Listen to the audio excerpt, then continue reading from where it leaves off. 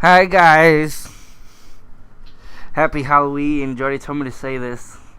Hope you're having a spooky night. I didn't want to say it, but she obligated me. She held a knife to my throat. And she told me to.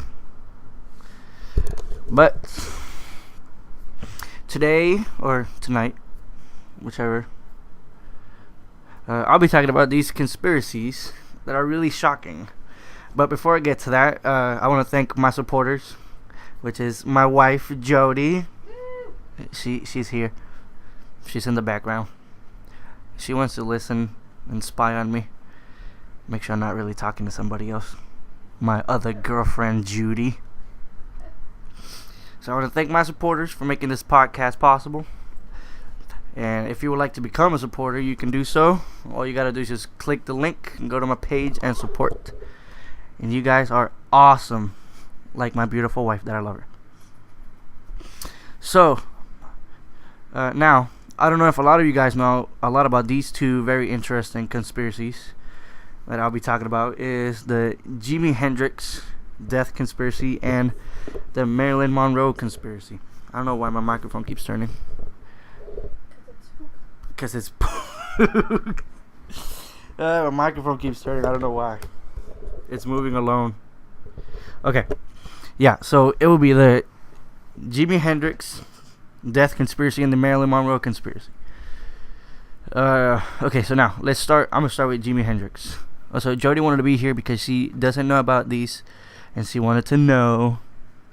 She couldn't wait for the video to come out. Alright, so we all know that, of course, Jimi Hendrix died September 18 of 1970 of a drug and alcohol overdose. But the doctor who attempted to revive legendary guitarist Jimi Hendrix on the night he died has said it was plausible that he was murdered. Even a doctor. Jimi Hendrix was allegedly at the center of a murder plot. John Bannister, the on-call registrar at the now-closed St. Mary Abbott's Hospital in Kensington, I don't know how to say that. How do you say that, booby? Yeah, Kensington, what she said. But he said in an interview that the patient seemed to have, quote-unquote, drowned in a large amount of red wine. The account fits with one given by James Tappy Wright, a 65-year-old former road manager who worked for Hendrix manager Mike Jeffrey. Wright has claimed in a new book that in-depth Jeffrey has taken out a $2 million life insurance policy on the star amidst concern about his increasing drug taking, and that he told him Hendrix was, quote-unquote, worth more to him dead than alive. We might have a person there that might seem like some intentions there. What'd you say? A suspect? Yeah, a suspect.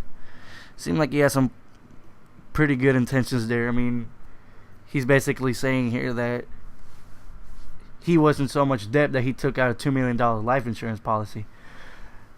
I mean, I know about this. I watch a lot of forensic files, so I'm basically an expert. But when people take out life insurance on somebody else and they die, that's automatically guilty right there of a first-degree murder charges. Suspects. So, he alleges that Jeffrey confessed to him that he had ordered the killing a month before his death in a plane crash. So a month before Jimi Hendrix died, apparently, Jeffrey, which was the manager, which was the manager, apparently ordered a killing a month before his death in a plane crash. The official version of Hendrix's death at the age of 27 is that he died from choking on vomit after a drug overdose. Did you know about that? You didn't know about that? Yes, apparently he choked on his own vomit from a drug overdose. And they said that he had a lot of like a decent amount of alcohol in his system, like a lot, and that's why it does not add up when they say he died of an accidental overdose. That's why it just doesn't add up. So Wright's version is that Hendrix was killed on the orders of Jeffrey by a gang who broke into his hotel room and forced wine and painkillers down his throat until he drowned. I mean, it could be possible. Because I mean, sure, like you could make something like that up. The fact that he had a lot of alcohol in his system. But I mean, with what I read here, the amount of alcohol that he had, I mean, he wouldn't have been able to consume that much. So that's what makes it kind of like, yeah, you could say that because he was found that way.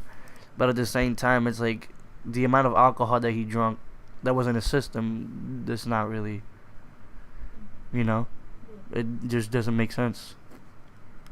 So, Mr. Bannister, which was the doctor at the time, he was 67, said he had no idea who Hendrix was when he arrived early on the morning of September 18, 1970, but remembers being perplexed by his height.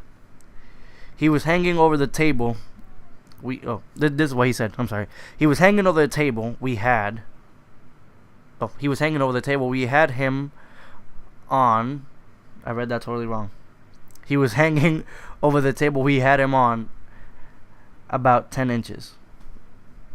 So it was like the table he was like laying on, and his legs like went out like 10 more inches. So he was really tall. Yeah, Jimi Hendrix was very tall. He said he fought to resuscitate him, but there was no hope of survival.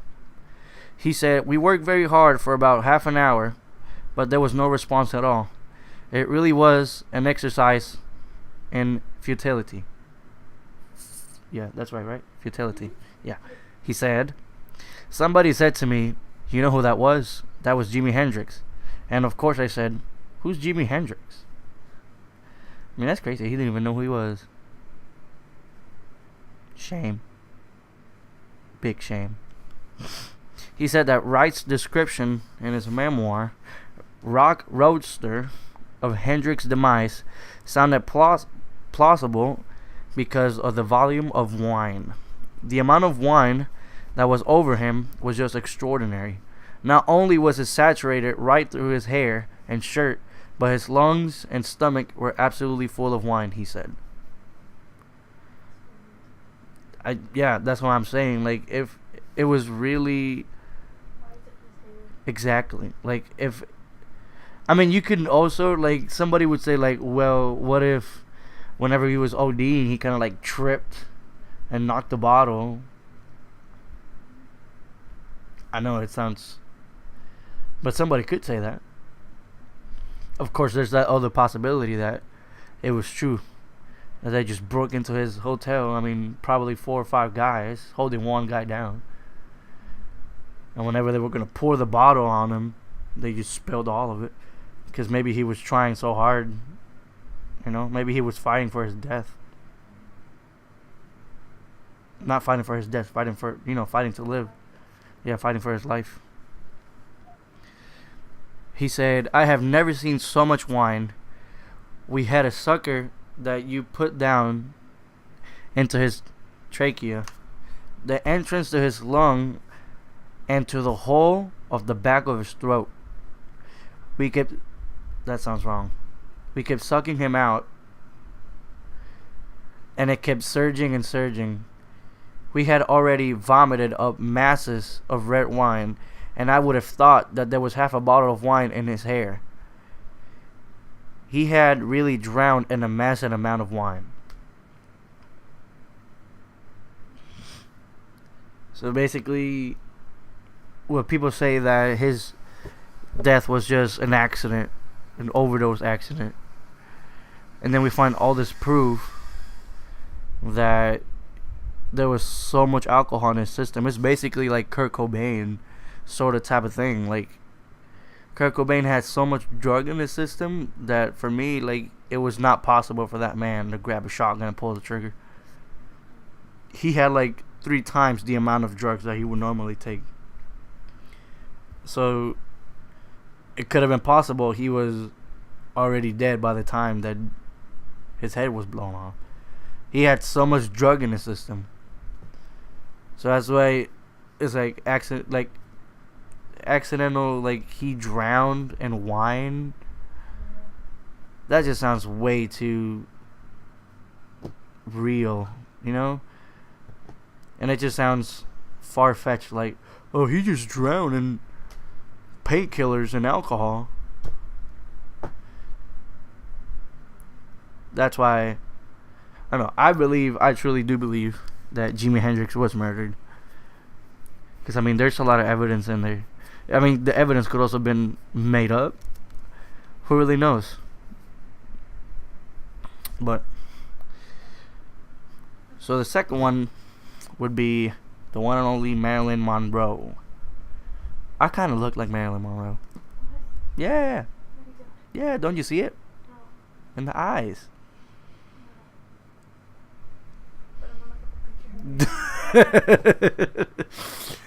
Alright. Anyways, on my Facebook page, I posted a picture of Marilyn, and I asked people if people believe if she committed suicide or she was a victim of murder. And I got a number of replies, which for me was amazing, see how much people knew about it. And one of the comments stood out the most, and it was from Roger Smith, that in several comments, he gave major points, and we'll love to discuss them further. So here's a little history about Monroe. So apparently she had suffered from mental illness and substance abuse for several years prior to her death, and she had not completed a film since The Misfits, which was released in 1961, because she had spent 1961 preoccupied with her various health problems, and in April of '62 had begun filming Something's Gotta Give for 20th Century Fox, but the studio fired her in early June. The studio publicly blamed her for the production's problems, and in the weeks preceding her death, Monroe attempted to repair her public image by giving several interviews to high-profile publications. She also began negotiations with Fox on being rehired for Something's Gotta Give and for starring roles in other productions. So that's one of the key points that kind of was swept, like, you know, like they tell her, oh yeah, she had so much mental issues, that's why she committed suicide. Because of her mental issues, she was fired and she was humiliated. Nobody wanted to hire her anymore. And that's what people would say at first. I mean, when you read it, it kind of sounds possible. When you read the information at first, you can be like, well, that's possible. You know, they fired her. She was suffering from, quote, mental illness. She was sad. She was depressed. It could be possible. She has spent the last day of her life, Saturday, August 4th, at her home in Brentwood. She was accompanied at various times by publicist Patricia Newcomb, housekeeper Eunice Murray, photographer Lawrence Schiller, and psychiatrist Dr. Ralph Greenson. At Greenson's request, Murray stayed overnight to keep Monroe company. At approximately 3 a.m. on Saturday, August 5, she noticed that Monroe had locked herself in her bedroom and was unresponsive. Murray alerted Greenson, who arrived soon after and broke into the room. Finding Monroe deceased, her death was officially ruled a probable suicide by the Los Angeles County Coroner's Office, based on the precedents, however you say that word, of her overdosing and being prone to mood swings and suicidal ideation. No evidence of foul play was found. An accidental overdose was ruled out due to the large amount of drugs she had ingested. See, so that's when they automatically just give that idea to the public. Yeah, she had mental illness and she locked herself in a room, and she was prone to have mood swings, so she got sad and depressed and just took a bunch of medications and killed herself accidentally. See, that's the first thing that people believe too. Like, people don't like look up facts or like whatever. Just people, oh yeah, she accidentally killed herself. But when you look at her pictures, like when you look at her actual pictures, like when like the pictures they took of her in her home, like she look like she's been beat up multiple times. Like her body, like her face is all bruised up, and like her back is all bruised up,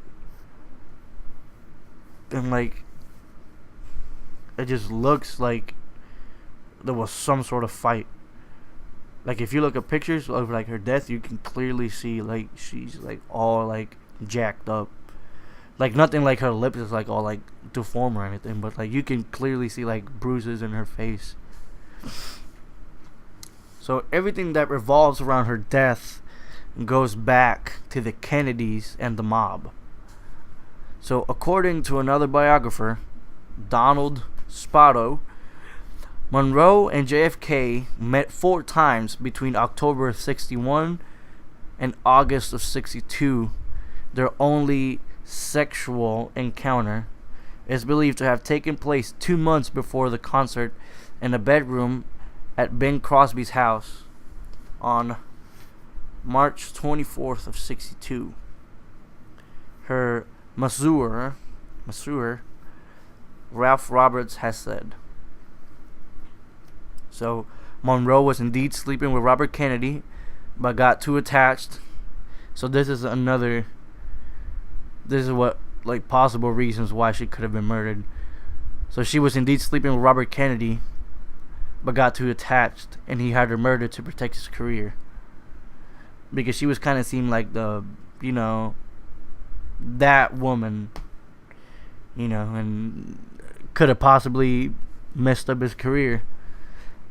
Another one is, so Monroe was kept a diary filled with incriminating information she overheard from the Kennedys, and Robert Kennedy had her killed when he found out. So the theory was also managed to shoehorn notorious Union leader and Kennedy's foe, Jimmy Hoffa.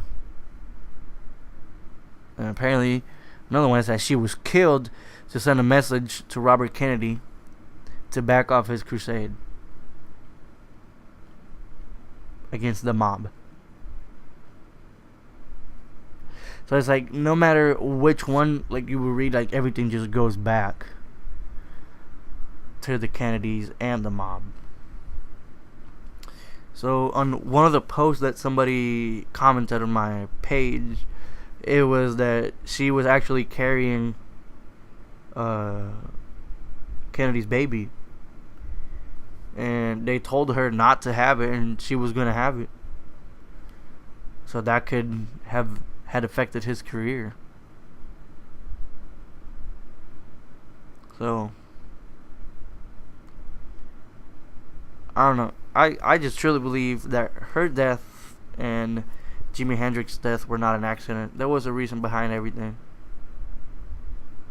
And of course, I would love to listen to everyone's opinion in the comment below. You can leave ideas for next episode. Also, you can listen to my other conspiracy podcasts. The links are down below. You can listen anywhere you like. And again, we'd like to invite you to support to keep making amazing and entertaining videos. So I would love to know what you think. What do you think, Jody? What do you think of with all this mind-blowing information? Wait, let me bring the microphone close. She needs to be in the mic. I think it's very possible. Definitely. I think stuff like that happens all the time. I'm sure, especially back then.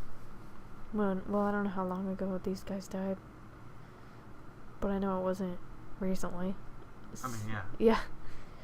But, back then when it was, I think, a lot easier to hide stuff. Because people didn't have cell phones, people didn't have, like, you know what I mean? There's just less ways to prove things back then. And it's like, well, now you don't have the evidence anymore, so you can't prove anything, you know? But that's why I think people got away with a lot of more stuff, I'm sure, back then, you know? Mm-hmm. So, yeah. I think That's it's it? possible. Yeah. Okay, say goodbye to the nice people. Happy Halloween, everyone. Have a safe night. Don't do anything stupid. Eat a lot of candy. Lots of candy. Give that dentist his money worth. Yeah. Money's worth. All right.